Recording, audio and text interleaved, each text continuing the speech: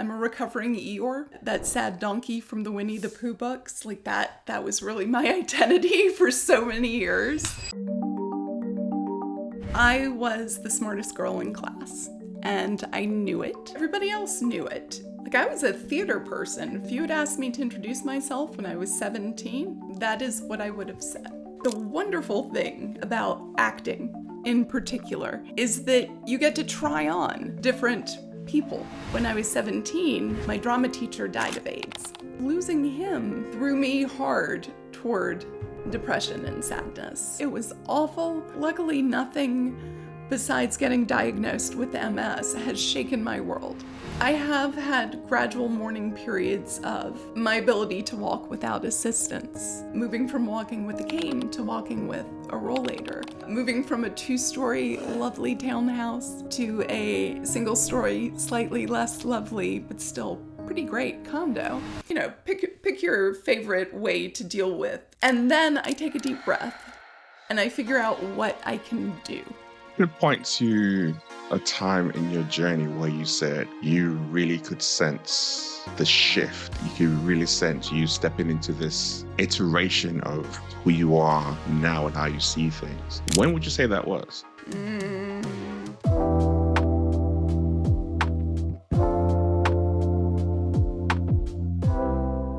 Welcome back to another episode. And today I have someone who I'm going to describe as someone who brings me a lot of joy. She brings so much humor, and she's really, really smart, and so much grace and realness that it's always such a pleasure just to spend time with her. There's a lot more things that she does. So I'm going to give her I know, really truly introducing herself in the way that she does. But for me, that's who she is. And that's someone that I really wanted to bring on and just share with my audience and for you to actually get to know. And there's so many lessons that we are going to learn in this conversation with the amazing Rebecca Scott. But Rebecca, how are you doing? And how would you introduce yourself to people? Oh, good God. I mean, I certainly wouldn't say all those things you said because I'd come off as a pompous ass, but which may happen anyway. But I don't know. How would I introduce myself? I am a leadership coach.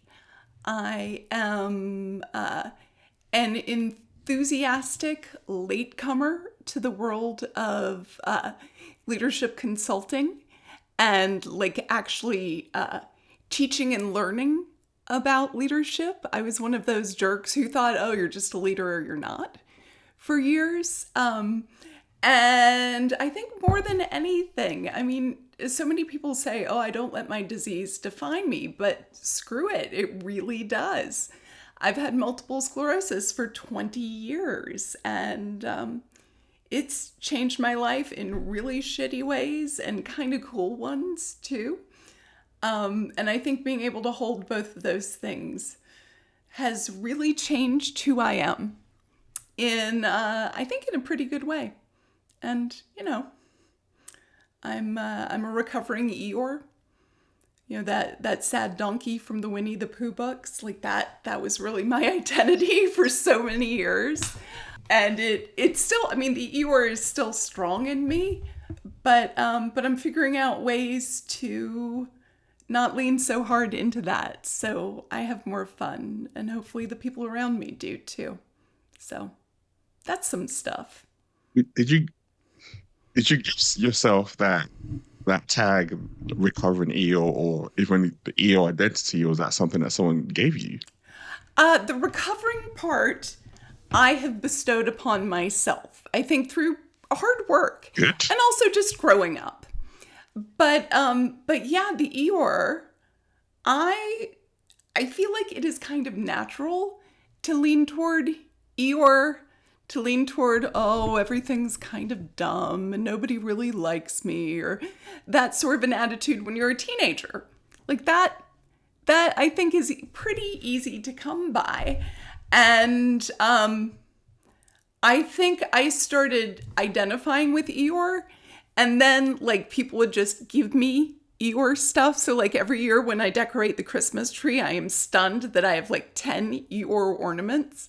So like this really was who I was and kind of is who I am because we just keep growing. I think like Jennifer Garvey Berger talks about rings on a tree. So like what we were Hmm. before, I think is still in there. It's just there are other layers on top of it. I don't know. Eeyore. I'm. In fact, let me go there because I'm fascinated. If I was to go back to a younger you, you mentioned the 10-year-old you. Sure. What are you like in those days? Oh, okay. So 10-year-old me, let's see, that's like fourth and fifth grade. So I was quite sure of myself. I was the smartest girl in class, and I knew it. And everybody else knew it too, or at least from my perspective. That was what I saw. Um, yeah, and I had, I think, a swagger that maybe is unique to 10-year-old know-it-alls. Um, and I hope I was not as obnoxious as I could have been given this incredible self confidence that I had. But it's entirely possible that I was. And I'm not going to dive us like all the way deep into the Winnie the Pooh universe and like suggest what character I was at different stages. But this We kind, can if you want. well, I mean, it feels like it may have been like a rabbit stage for me. Like I would not have hesitated to correct other people. It's grammar or whatever else. That was who I was. I also was a dancer. I also had just started at a fine arts school and found acting for the first time, which was kind of life changing. So, yeah, life was good as a 10-year-old. Where did you get your confidence from? Because I still feel that confidence now. So it's interesting to listen to you talk about you being 10 and being full of confidence, but then also talking about that EO kind of character as well. So where did that initial confidence of the 10-year-old come from? And then how do you balance that with the EO character? That's a great question. I think I grew up in a household where education was very important, where being both knowledgeable and clever were valued. So the knowledgeable is like, you get good grades, you have the book learning, that sort of thing. But also, it was a household of wordplay. So puns, jokes, all of that, very much alive and very much like a part of day-to-day banter. So being good at that and being appreciated for those two things as a kid really helped with building the confidence. You know, it's such a gift to grow up in a household in which you fit in and in which you feel that you're valued for who you are. And the Eeyore piece snuck in, I think, when I was in middle school, when you start to realize that, oh, those really close friends are talking about you behind your back. Or let's see, I came of age in the time of the Gulf War, the first Gulf War, and like, there's war in the world. Like, Shobi, do you understand that? There's war in the world. And of course, thinking about that sort of thing now, it still hurts my heart and feels like a duh. Of course, terrible things are happening in the world all the time. But when you're 12 or 13 and you realize that things are not as shiny and beautiful as you thought they were, I think, for me at least, it was really easy to lean away from the confidence and the positivity and all of that. I can see how. I think it's interesting just recently I was talking about the different stages that we go through, and I kind of called like or three different levels. And level one for me was like when we are at that child state where everything's open season. We're full of confidence. Life Yep. hasn't happened to us yet. Mm-hmm. We can do anything, be anything, absolutely amazing. Level two, which again has different ages for different people, is when it's friends, society, teachers, family, school, work, whatever that looks like, begin to cast their own identity on us. And we, whether we like it or not, take it on board. And it begins to change and shape who we are. And then at level three is when we kind of push past that eventually, but not everyone always gets there.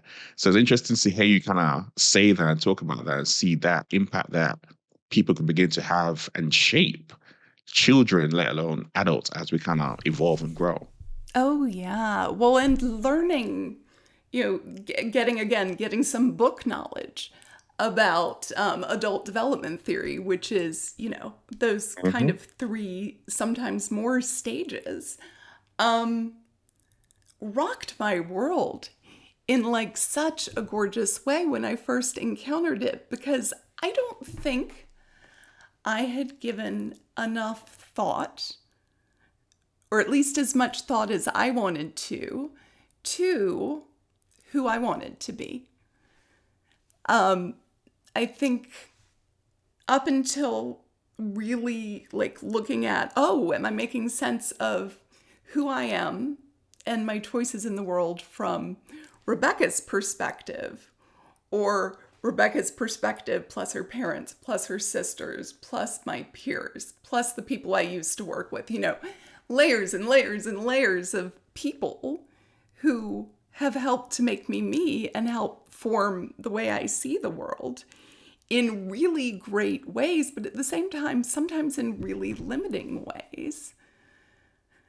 Like, it wasn't until choosing to, well, as Jennifer Garvey Berger says, pick up the pen and start writing my own story that I found coaching. That I realized, oh, wait, there really is something to learning about leadership that can make individuals and the world so much better of a place. And it is so discombobulating to try to completely, again, I can't completely, it's still in there, put that know it all aside and get really curious about what I don't know. But it's also really, really Mhm. friggin' exciting. So yeah, those are my thoughts on adult development. Interesting. Because obviously, based on what I know about you, when you left high school and you went to college, you wanted to become a teacher, or Right. you wanted to become a teacher to kind of work with younger people. And I'm curious even around that, because for someone to go through the journey that you went through at that middle school, high school kind of stage, and then choose to want to go into education to work with younger people coming up. I even wonder, even at that point in time, where there's a part of me is like, I felt some of the effects of that changes that I felt for myself from a 10-year-old to like a 14, 15, 16-year-old. And I want to kind of change that for that next generation coming up. That was very much my attitude. Was I had a handful of really great teachers who who made an unstable and frustrating and ear inspiring time brighter and more joyful. And I really hoped to do that for other people. And then, of course, I got to college and thought about the logistics of getting up early enough in the morning to be a teacher every single day. And also dealing with so much of the bureaucracy that I saw glimpses of and hated as a student. Having to deal with that as a teacher seemed terrible. So all of that got pushed aside for working in nonprofit theater, of course, because that's what you do. I was theatre because I think theatre was for you was a very like eye-opening, very different experience. Oh, yeah.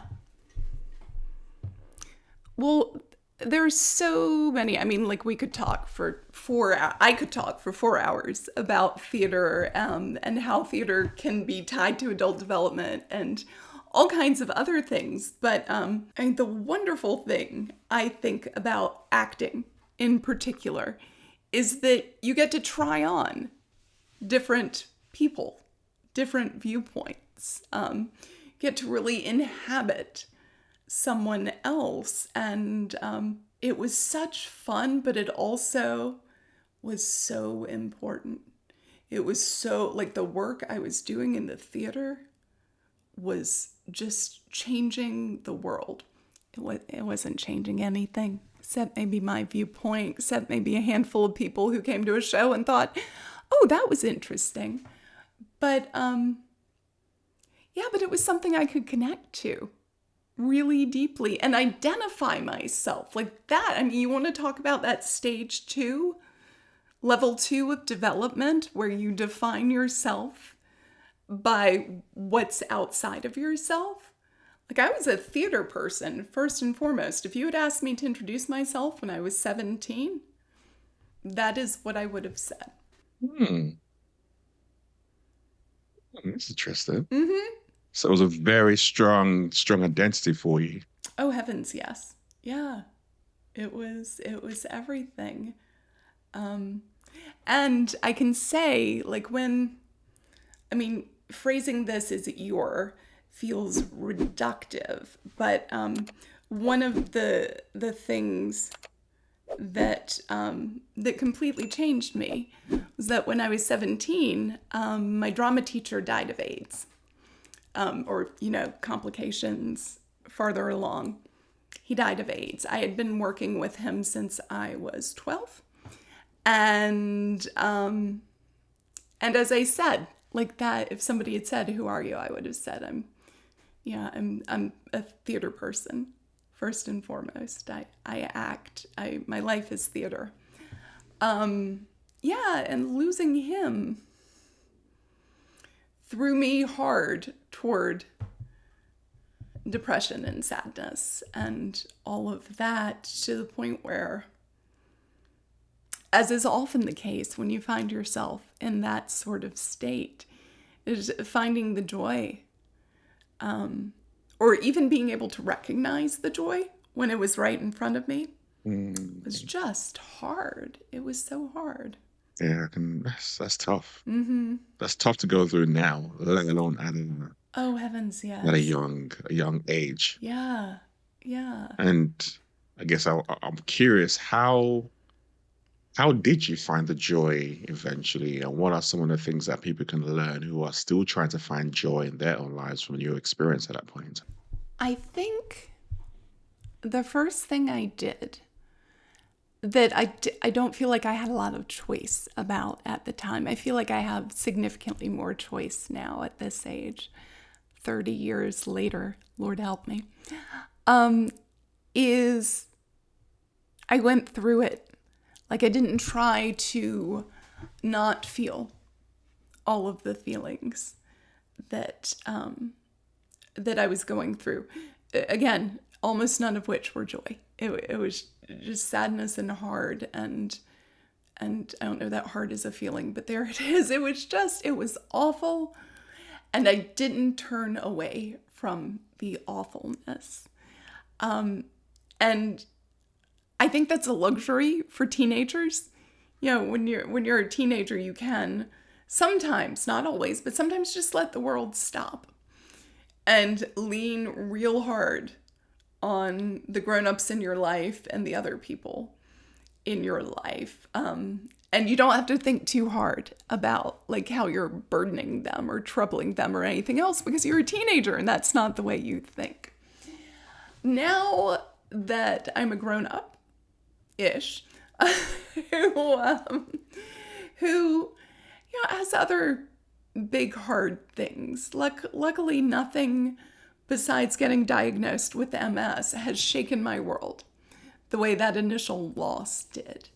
But I have had gradual mourning periods of my ability to walk without assistance and then moving from walking with a cane to walking with a rollator. Moving from a 2-story lovely townhouse to a single-story, slightly less lovely, but still pretty great condo. These losses are specific to multiple sclerosis, and I bet if I turned this around and asked you, you could name regular losses that have occurred in your life that you probably have had to like grapple with. And every time one of these losses comes by, I cry, I gnash my teeth, I write a passionate blog, or I curse the world, or just any drink too much, whatever, pick your favorite way to deal with a shitty thing. And then I take a deep breath and I figure out what I can do. Can I do anything about this? So for example, when I went from walking with a cane to walking with a 2-handled rollator, I got the cutest one I possibly could, and it's purple. And these are like such an itty bitty thing. I assure you, walking with a purple rollator is nowhere near as cool as walking down the hall with no assistance whatsoever. And this little itty bitty bit of extra purple in my life, it makes me happier.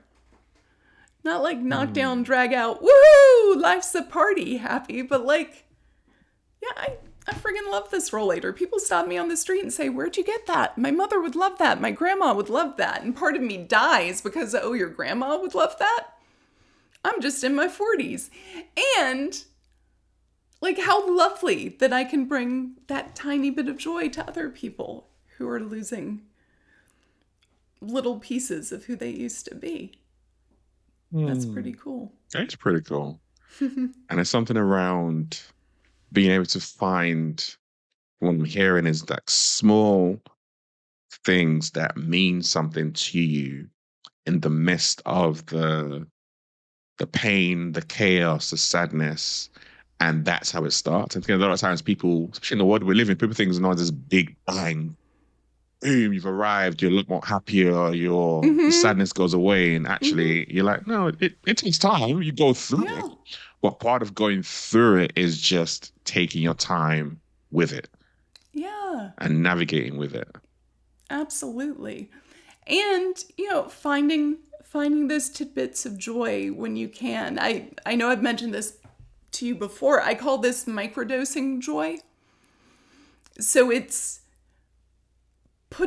intentionally putting things into your life. It could be like I'm looking around. Actually, one of the things that I have that I microdose joy with is, it just sounds weird, but whatever. It's my terminology. I'm committing to it. I love it. A picture of that very drama teacher I was talking about hangs above my desk. It's this great picture of him smiling with a big old mustache. It's very like early 90s. And it makes me smile and it makes me feel like he's still in my life in a small way because he's up there. This poster behind me that says Read, that's the band REM. Pretty famous band from Georgia where I grew up. I have loved them since I was 14. Since I was like knee deep in Eeyore days. And that band has followed me through my entire life.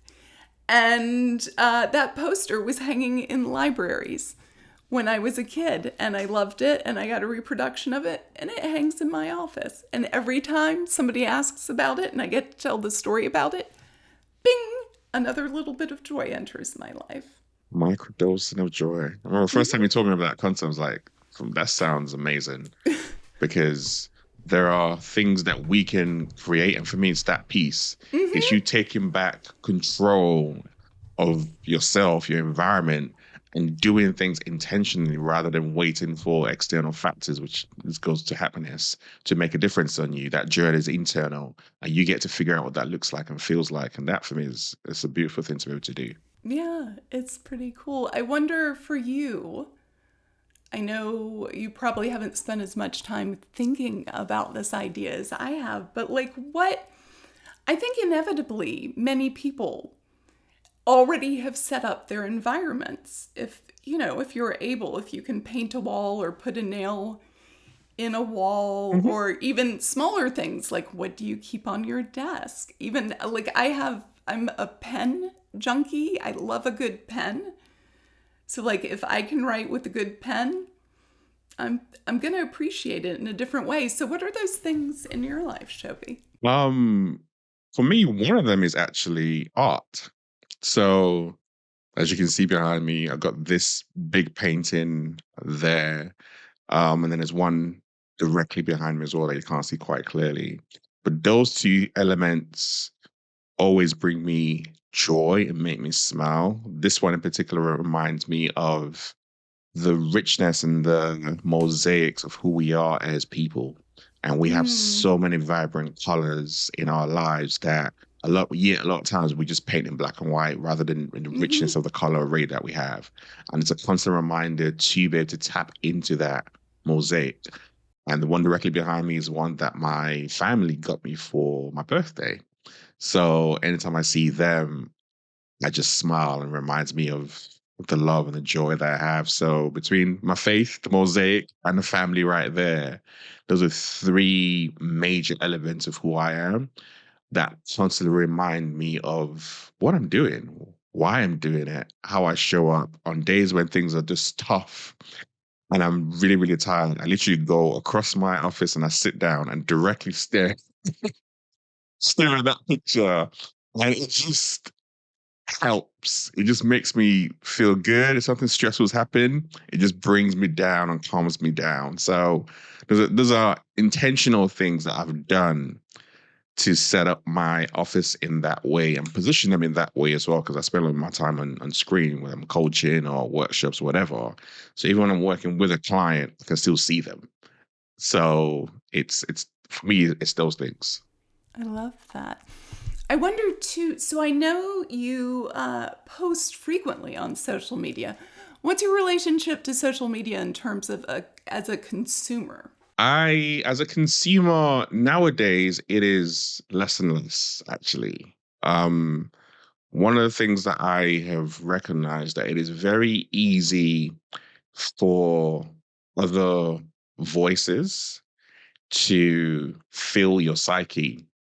And at a time when you're trying to either write, create, be creative, put something out there, it is very easy to let what you're seeing influence you. It's very Mm-hmm. easy to get caught up in the noise and all of that. So nowadays I am pulling back. And what that means for me is I create content and I write stuff and I will post it or I will schedule it. So it comes out at a time when I'm doing something completely different. So I'm actually on the system, just looking in. Same for like my IG and things like that. Again, I will schedule them and I won't necessarily be there when the thing necessarily goes live, but then I might go back in and write a comment or two later on. But that's what I'm trying to do more of. Mm-hmm. And I have periods in the year where I just completely go ghost. You wouldn't see Awesome. anything from Yeah. me. Mm-hmm. So absolutely nothing. It just that's my time. That's my time for myself, my family to do whatever it is, and that kind of works for me. So I've Yeah. kind of learned to get into that, into that groove and that pattern. How about you? What's it like for you? Well, so I really love social media. I know it's icky and bad in a lot of ways, and I've found ways to make it work for me. Segue. So so in the land of microdosing joy, um one of the things that led me to this idea of what can I put in my world to ensure that I'm going to smile regularly, whether it's a sustained smile or not. I'm going to take a moment and smile. I saw a talk by the positive psychologists at the University of Pennsylvania. I'm sorry, I don't remember the name of the women who were speaking, but they talked about all the different positive emotions a person can tap into. And one of them was awe. And I love the idea of awe, and I've experienced it. I have been on the side of a lake in New Zealand, lying down, looking up at a sky just filled with stars. Like, and even just thinking about that now, like my heart rate has changed, like all of it. I can feel all of it. But the thing is, I can't fly to New Zealand all the time to see the stars. I live in Washington, D.C. If I see 2 stars in a night, that's a great night as far as I'm concerned, because of light pollution, all of it. And what I found is that Instagram can be, believe it or not, a really interesting source of that awe for me, because I follow people like the Swiss shepherdess. This is a woman who is responsible for lots of goats and lots of sheep, and she lives in the Alps in Switzerland, and she records video of the goats and sheep grazing, and then she takes her camera and moves it slowly, and you get to see the gorgeous landscape in the Alps. I happen to, as I get older, for some reason, I find farm animals just delightful, and the notion of farming delightful. So I follow a lot of farmers. I follow people who make me laugh, and admittedly, people who I don't love as much from my past, who I probably should unfollow, pop up as I'm scrolling. But again, I get those little hits of, oh my God, isn't the world a magical place?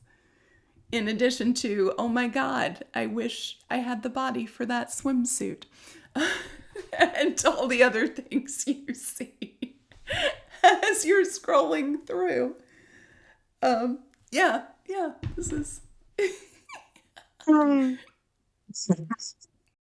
think it's actually that. It's both things, isn't it? You get to see both. And it's how do you control the feeling of the joy that you might get from the sheep to then you then scroll to something else, which is then, oh my gosh, I wish I had a body for that, which in theory can make you feel down about yourself. And then you go back up to something else. Like, animals. So that up and down emotional dance that happens, is that a good thing for you? Or I have never, until this conversation, thought about the back and forth. And I wonder, I'm not going to claim this is true, but I do wonder if the time I have spent intentionally cultivating awe, intentionally cultivating joy, intentionally cultivating delight, I wonder if that has made it easier for me to lean towards those things, and also allowed me to have the feeling of, God, I wish I had the body for that, and not have that be as sticky in the way it might be otherwise. I don't know if that's true. I know that neurons that wire together fire together, and all kinds of other rhyming things are true. And I like to believe that by making the choice to focus on and spend time on good things, things that fill you up, maybe there's not as much room for the things that would deplete you because you're so full. I don't know. I don't know if it's true. Sure would be cool if it was, though.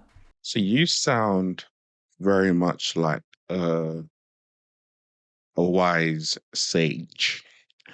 as you share that, and then I then take that and I go back and I say, okay, sounds amazing that you're there, but how did you actually get there? Because 20 years ago, theater doing what you're doing, and then you find out that you've got a mess and you go through that journey.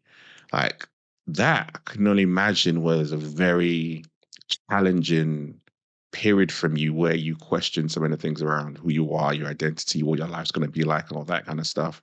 So, how did you go from where you were then to where you are now? So much of it is just time. You I have gotten used to the things that continue to piss me off. I mean, it's an odd way of phrasing it, but it's true. Like, I still am daily frustrated by my circumstances. I have a hand tremor. I have like bladder and bowel issues that we do not want to discuss, but I will give a nod to them. Um, like the I mean, it's inconvenient as hell being in a physical body when you think about it. Like, there's so many little things we need to do to take care of it. But being in a body that malfunctions all the time, like, that's hard. And when I was diagnosed, I constantly thought, just please don't let me end up in a wheelchair. Please don't let me end up in a wheelchair. I don't want to be in a Mhm. wheelchair. And when your legs don't work so well, you realize, oh my God, being in a wheelchair is kind of nice. It still allows me to indulge in things that I enjoy. And if we're talking about alcohol, I can indulge in it a little bit more because I don't have to worry about walking. But you know, it's like these A lot of things things. these things that are losses can make life better in some ways. And I think the more I experienced that, the more I thought, oh my God, this damn cane. Why do I have to walk with this cane? And then realized, oh, I can walk farther and longer if I have this cane in my hand. How wonderful. And also like realizing, oh, you can get a purple cane or you can get a fancy cane. Like you can I'm going to use the word deteriorate. I don't love it, but it's the word that came to me. You can deteriorate to a certain degree on your own terms. Like, if I'm going to have a cane, I'm going to have a fabulous cane. If I'm going to have a rollator, it's going to be purple and it's going to be the best one I could possibly get. So, realizing that although I don't have choice about what's going to happen next to my body, and even if we want to take it away from MS for a second, like, you don't have choice about whether or not you're going to get the job that you applied for. There are things you can do to make it better, to put it in place, but at the same time, you don't know. People who are interviewing you could have had a bad day. You're the wrong fit. Who knows? Being able to identify and act on the things that I do have choice about, and realizing that again, slowly, slowly, slowly over time, I think has allowed me to slide into a little bit more wisdom, I think. I think about what you just said. Reminds me of that Viktor Frankl Mm-hmm. quote when it says that everything can be taken from a man, but one thing, the loss of human freedom to choose one's attitude in any given set of circumstances. And things exactly that, isn't it? It's like I can choose to go through the process, which is what you just talked about. But then where I land is what's the most important. So I hate the wheelchair. Well, actually, it's not that bad. It allows me to get movement, allows me to drink alcohol and enjoy myself. I don't like the cane, but oh, the cane's quite good. I can choose what I want and how that works. And by the way, it gives me more mobility. So it's going through that iteration over and over again. It sounds like it's one of the key things that have been really helpful for you. I think so. And I think also acknowledging you're never done. or at least I'm never done processing a thing. Like it's gonna sneak up at some point. These old feelings of loss and of life not being fair, and you know they're gonna keep coming back. Much like when you lose somebody, you may stop wearing black. Eventually you may feel like, oh, I can go back to work, I can do these things, but you're never like, voila, the healing is done, I am cured of my grief. The grief comes back, and the grief's going to continue coming back for me. But I think I've, again, with the gift of time, with the gift of this awesome new career, and getting to know folks like you who have so much wisdom and joy yourselves, like all of that has helped me get to a place where I have a greater resilience than I did before, which is amazing. It's amazing that life has brought me here. It's amazing. And God, you know what? The Eeyore in me is like vomiting. The Eeyore in me is like, did you really just say that? That life brought you to this place and it's amazing? But screw it, it is. It's pretty cool. I got a friend in England I'm chatting with over the internet. This is the stuff I dreamed about when I was in middle school. Like, not the leg bit, but the, video calls with people in foreign lands. Heck yeah. Yeah, Eeyore. Yeah. Take it, Eeyore.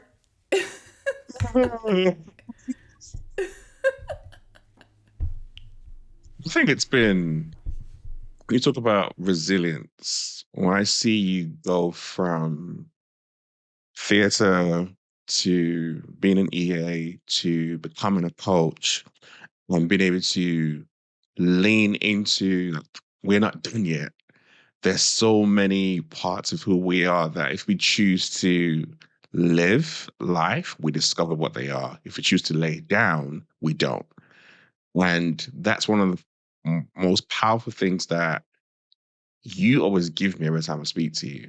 It's just like, you know what, I'm learning by myself and I'm growing, and I'm not always going to get it right, but I'm willing to try. I'm willing to step out. I'm willing to be challenged, because we've had conversations. I'm like, challenge you about stuff. And you're like, okay, I'm going to do it. What team I'm going to do it?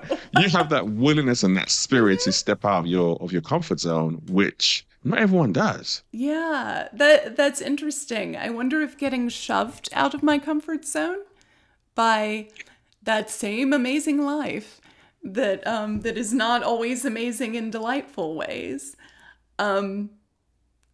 has made me better able to mess up. I mentioned my blog earlier. My blog is called Stumbler. Both because I wanted a pun on Tumblr, putting an S on the front. I thought that was cute. I still think it's cute. I like it. But Rebecca's the pun queen. Exactly, it's my thing.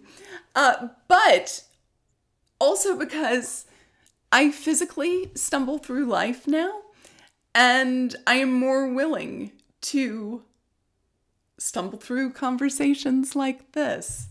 Try a thing, and if it doesn't go well, maybe I'll learn something from it. And even if I don't, I tried a thing. That's amazing.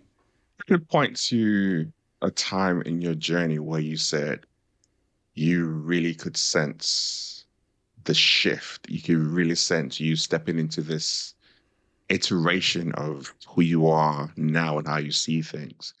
When would you say that was? That's hard.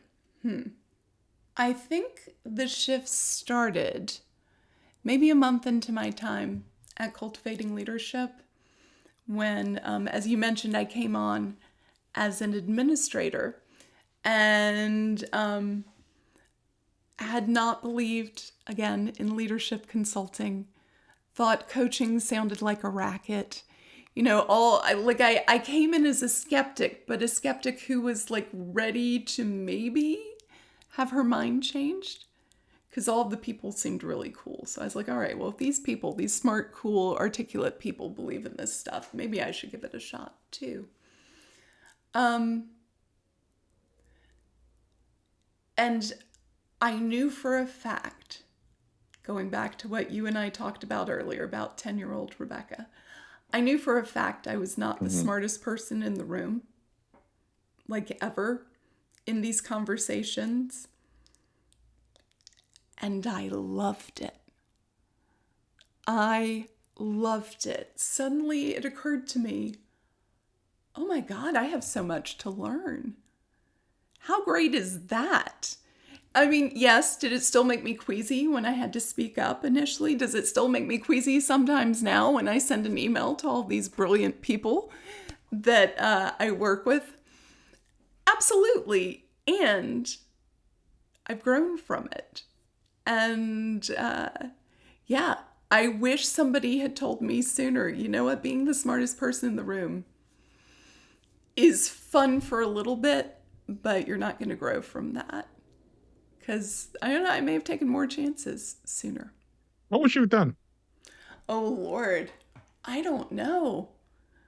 And I try to...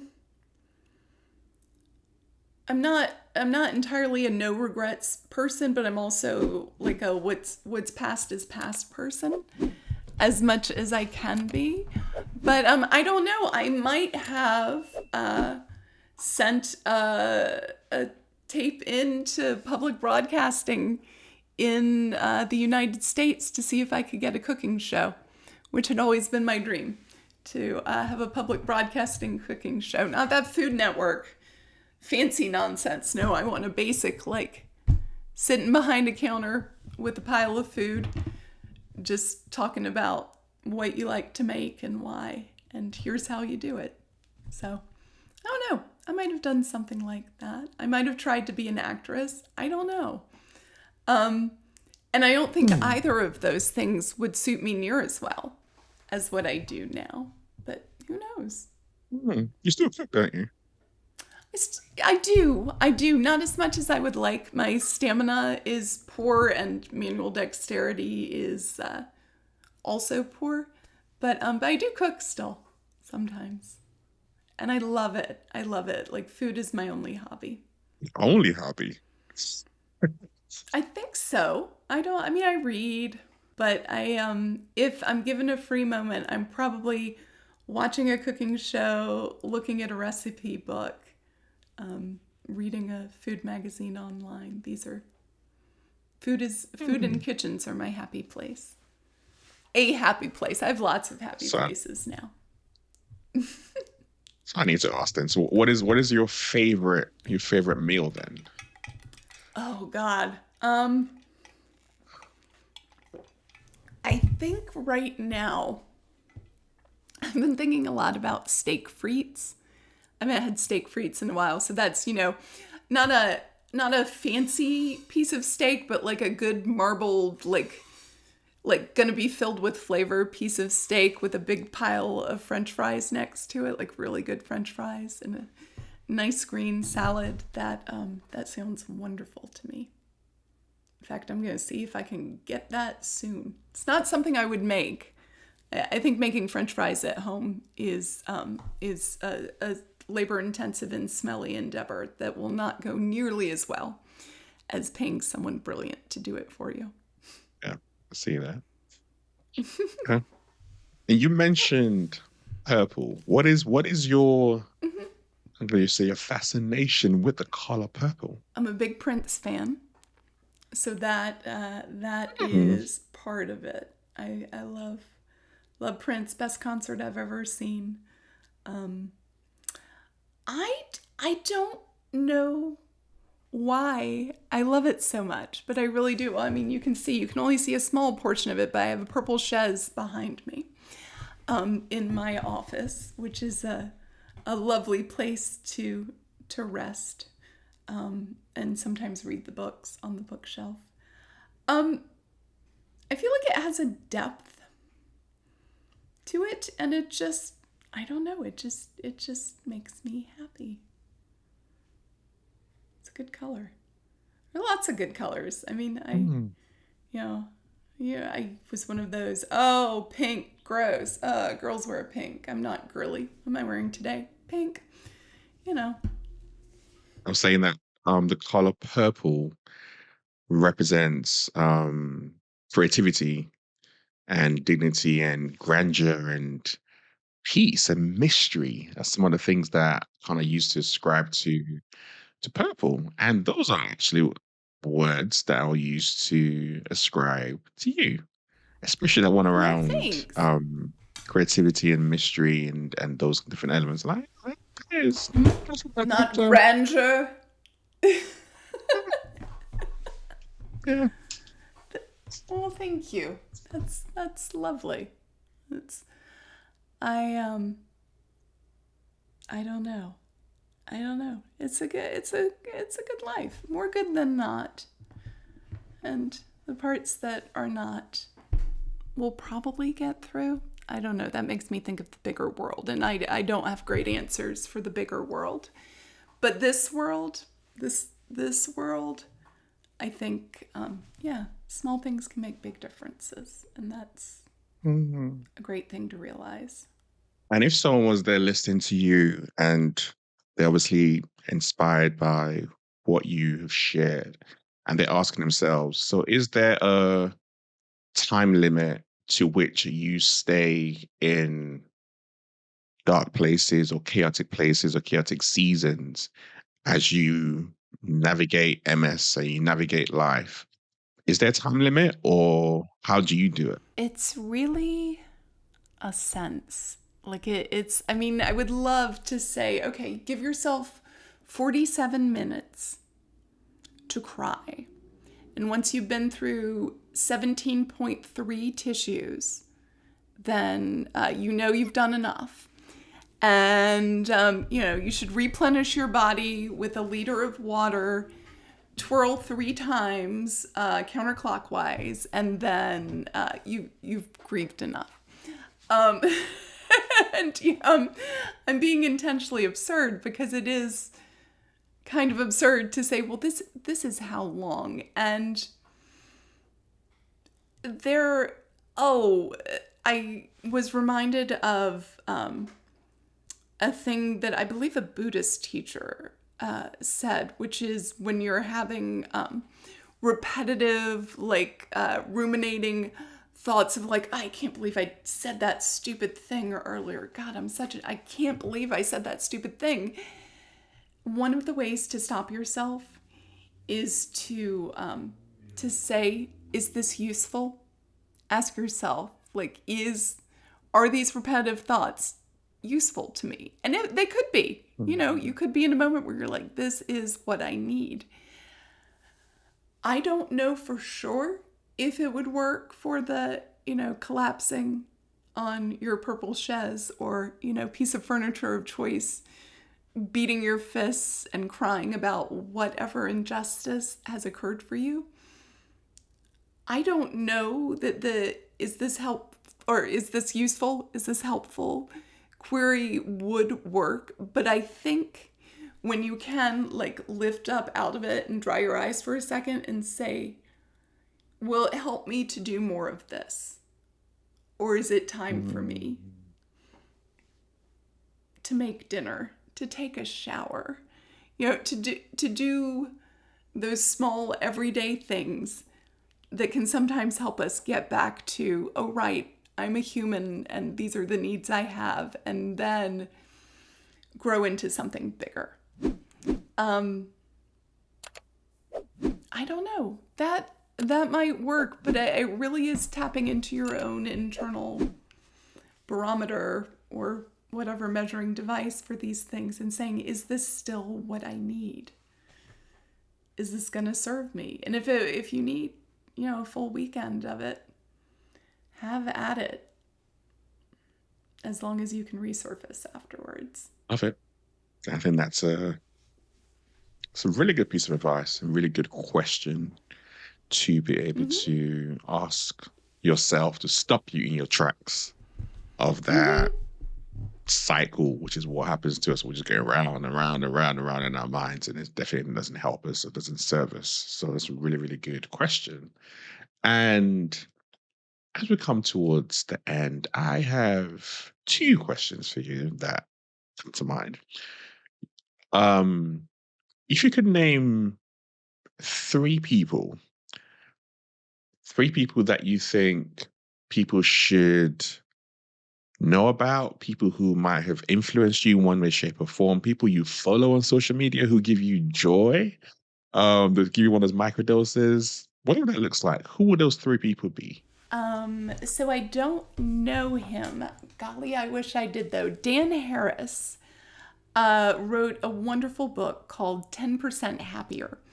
This year is actually the 10-year anniversary of that book. And that book is about his experience. He was a newscaster and he had a panic attack on air. And the book is largely about him rebuilding his life afterwards. And one of the ways he did it was turning toward meditation. I forget if the subtitle of the book is actually A Skeptic's Guide to Meditation, or if it's just the way I think of it or the way it's mentioned in like the description of the book. But this book started me meditating. He has a wonderful sense of humor. He reminds us that we don't have to sit on a cushion in the middle of a field for an hour a day to be good meditators. We can just sit down at our desk for 3 minutes, 2 minutes, 1 minute, and it still will help us change how our brain works and make us more able to make these small changes for ourselves. So Dan Harris, he's delightful on social media. And actually that question that I brought up, is this useful, came from one of his recent videos. So Dan Harris, huge fan.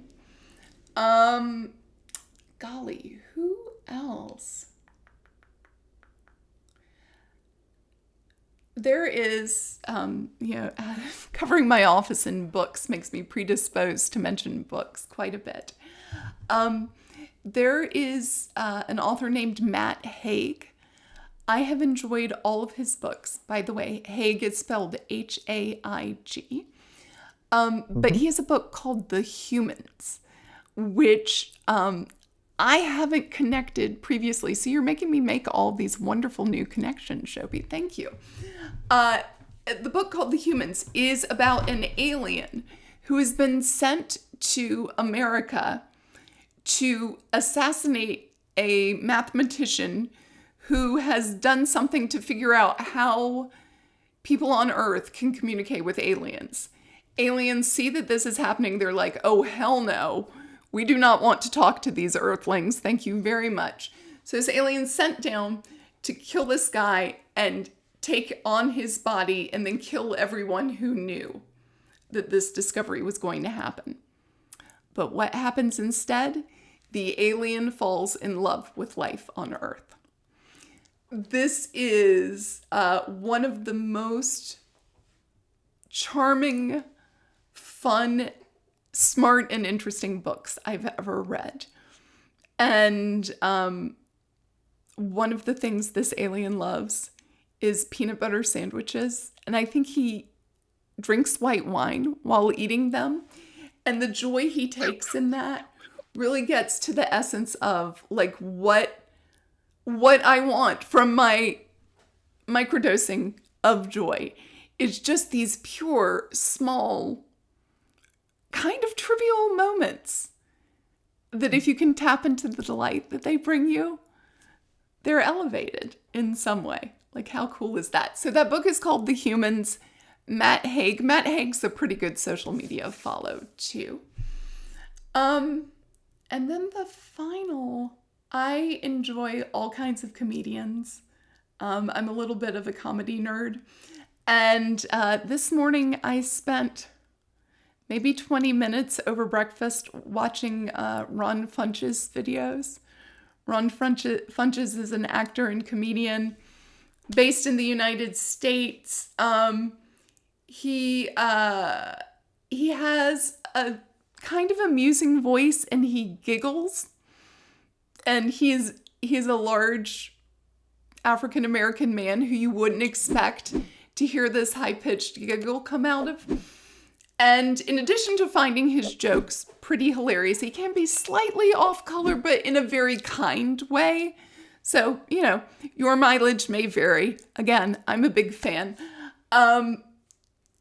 He, I think, also really just takes joy in life, and hearing and seeing him laugh just it buoys me. It makes everything a little bit brighter.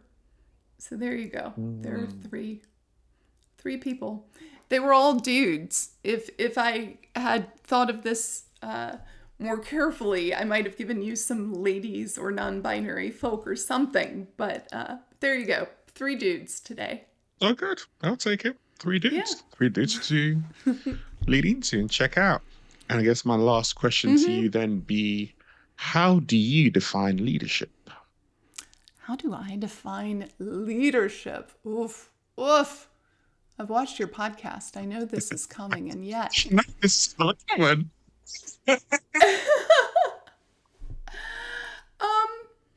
I define leadership as thoughtful choices, I think, with others in mind. So I'm very much a believer that everyone is a leader. When I tell people I'm a leadership coach, they're like, "Oh, you only coach C-suite?" I'm like, "No, you can be a leader in any sense.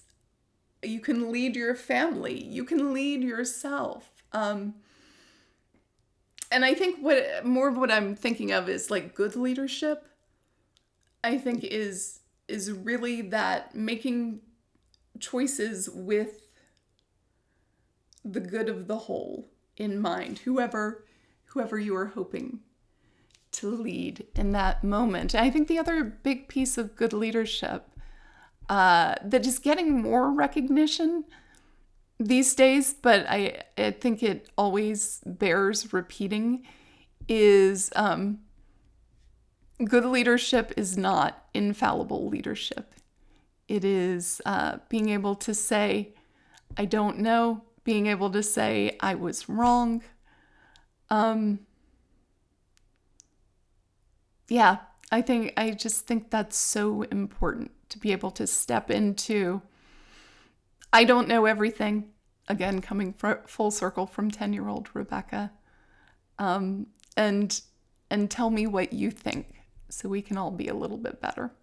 Well, I think if we all lived and showed up in that way without the ego, in a sense, but with more of a openness and a yearningness to learn from each other and share what we do know and learn, because we do know a lot as well, things would be such a fundamental place and a more joyous place, in all honesty. And I think one of the things I've always taken from you has actually been that there's been a lot of things that I've learned from you around joy, around like MS and what that looks like and feels like, and how up and down and varied it can be, but being able to then navigate that. Um, to see you to be able to have a sense like you are, like I said right at the start, every time I'm with you, we just laugh. Like there's so much laughter and puns and things around that it's just a joy. It's just an absolute pleasure. And learning to be able to soak that energy in and use that in my own life, in my ways, like kind of something that I am very, very grateful to you for sure. And just listen to some of your journey today and how you've navigated life as well so far, with so much more to come as well. I'm sure we will inspire other people the way that you inspire me. So thank you very much for coming on and Oh, just sharing your journey. thank you. It's been a delight. I should have made more puns, but other than that, no regrets.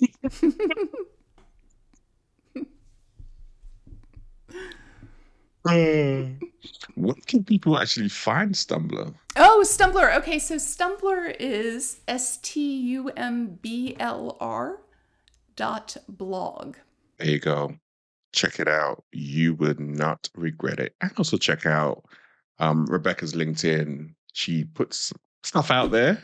Trying to get to do more of it, but she puts stuff out there, and her stuff is absolutely brilliant as well. So make sure to check out, follow her out as well. Thank you. This is Everyday Leadership. We will see you all next week.